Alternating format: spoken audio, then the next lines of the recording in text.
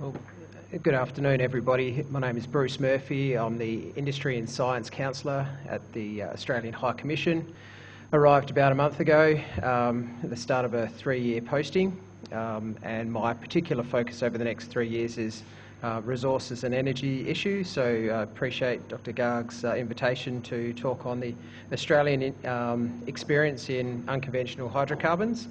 But you know, you've done very well as an audience. You've put in some overtime here, so what I'm going to try and do as I go through is keep cutting away. I won't repeat any of the excellent presentations that have happened, including 2 that have specifically referred to the Australian example, so thank you, previous presenters. What I might do is start just quickly on a quick geography of Australia.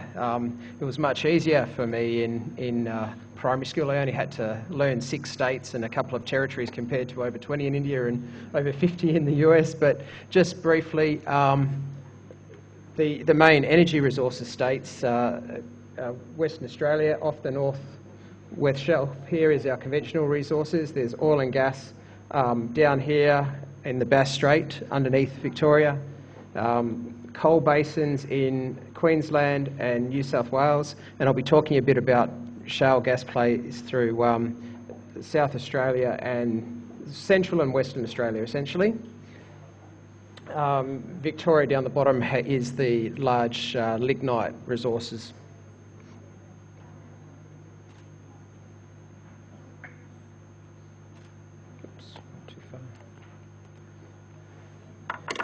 So Australia's potential unconventional gas resources are 4 to 7 times larger than our conventional sources. Unconventional gas, in our case, coal seam gas is the well-developed market, and shale gas is just something we're exploring at the moment.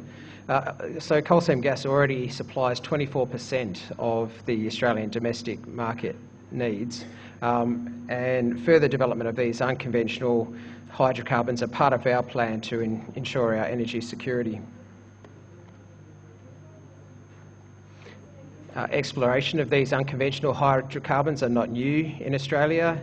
A demonstration plant in central Queensland produced 1.5 million barrels of oil in the 2000s. Utilisation of coal seam gas just outside of Sydney in the Sydney Basin produced coal seam gas as early as the 1940s. However, the scale of the recent coal seam gas developments is what is unprecedented and has some parallels to the US shale gas story.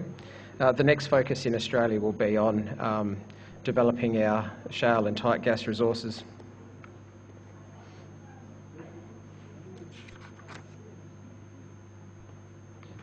What we've seen recently is the development of a major new industry using coal seam gas to supply liquefied natural gas facilities in Queensland for export, production and expansion of coal seam gas. And when I refer to coal seam gas, I realise a lot of other people call it coal bed methane, same deal in Australia.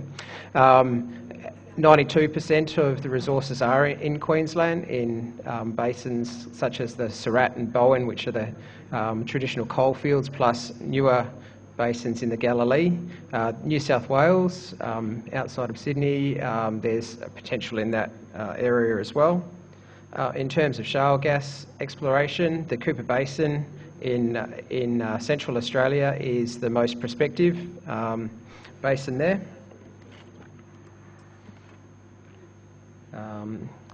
So we have large shale gas potential, and that's been covered by previous speakers, and our exploration is mainly in that central and western areas. In 2011, Beach Energy announced its first shale gas production test in the Cooper Basin, and what we're seeing is current international exploration interest likely to drive shale gas exploration and bringing in the necessary specialised equipment and the infrastructure that we need to develop those resources.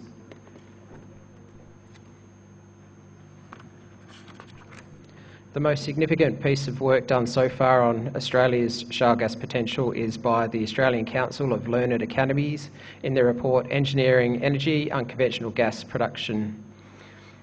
And that study looked at issues such as the resource potential, technology requirements, monitoring, all the factors listed on that slide there, including the impacts on Australia achieving its greenhouse reduction targets.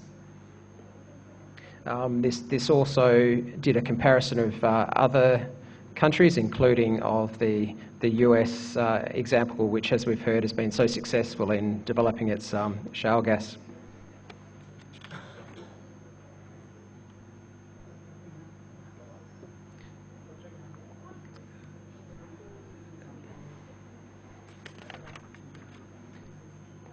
More work needs to be done to develop the shale gas industry in Australia. Some of the research and development issues that we need to undertake are in issues of exploration, production, water usage, hydraulic fracturing and the like. State governments and our Geological Survey, Geoscience Australia, are working hard to identify where the most prospective specific basins are, and that information will be provided publicly. That pre-competitive data will be made available to help attract investment.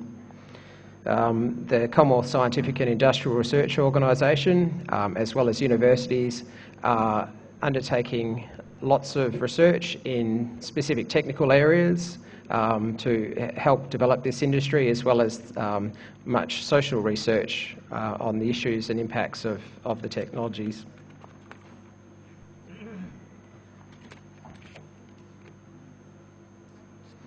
This slide gives you an idea of some of the issues that are a concern to the Australian community, and we've had lots of organised opposition to coal seam gas so far, and that's likely to occur for shale gas as well.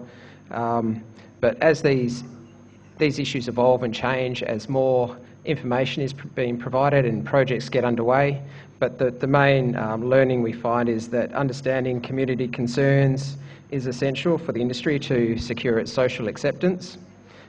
This requires transparent communication between all parties to develop the understanding of the technology and the processes and the industries involved. And what the community is looking for is robust science and independent expert advice in our situation to provide that insurance that this industry is regulated properly. And the development of unconventional gas resources in Australia leads to a number of socio-economic issues, such as fair distribution of costs and benefits between rural and urban communities, and regional infrastructure issues and impacts on the environment. Groundwater is another issue that's top of mind in the Australian community. In coal seam gas, we don't expect the same sort of issues in response to shale gas, because unlike coal seam gas, where water is produced to release pressure in the coal to allow the gas to flow,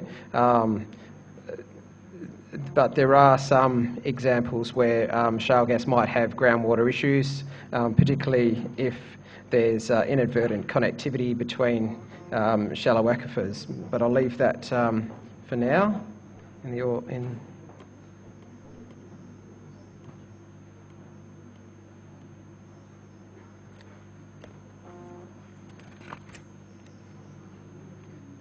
So another issue of concern to the community is that fracking can sometimes cause small earthquakes, unlikely to happen in coal seam gas extraction because of the shallow depths and the softness of the coal that the gas is stored in, but it may be an issue in areas where there's already seismic vulnerability. It's just another issue that the industry needs to keep in mind when dealing with the community.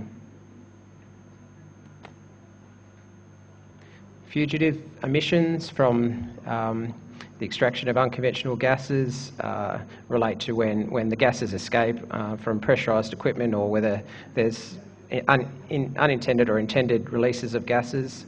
and because we're dealing with methane, it's 20 to 30 times more potent than carbon dioxide, albeit has a shorter lifespan in the environment, in the atmosphere, sorry. We estimate that around 0.0057% of gas escapes as fugitive emissions in the extraction and processing of coal seam gas.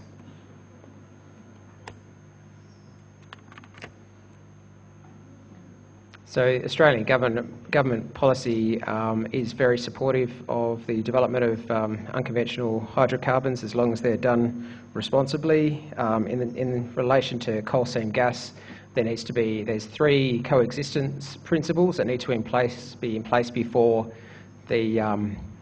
any development can proceed. The first is that if the development is on agricultural land, the farmers must give permission for the resources companies to enter that land. The second is that there's no impact on groundwater, and the third is that there's no long-term impairment to agricultural productivity.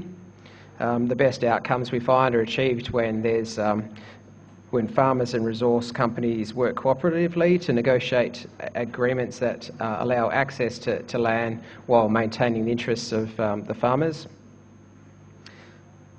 Environmental regulations vary from state to state because the state governments are the regulators. The role of the federal government has been to bring those states together to develop a national harmonised framework so that there's more consistency.